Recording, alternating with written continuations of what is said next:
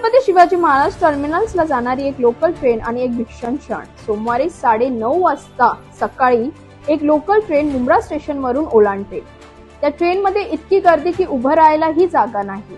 तेवढ्यात त्याच ट्रेन मधले प्रवासी खाली पडतात. दुर्दैवाने बाजूने एक एक्सप्रेस जाते. ठाण्याची जीआरपी सांगते की एकाच वेळी 2 ट्रेन आणि मधी माणसं. ठाण्याची जीआरपी सांगते की काही जणांचा मृत्यू झाला आणि काही जण गंभीर अवस्थेत जखमी आहेत. नेहमीप्रमाणे उत्तर मिळालं की ओव्हरक्राऊडिंगमुळे अपघात झाला. हे ओव्हरक्राऊडिंग नवीन नाही आहे, मग उपाययोजना का नव्हत्या? आणि आता रेल्वे बोर्ड म्हणतं की आम्ही ऑटोमॅटिक डोर्स लावू आणि ज्या जुन्या लोकल ट्रेन आहेत त्याच्यामध्ये काही सुधारणा करू.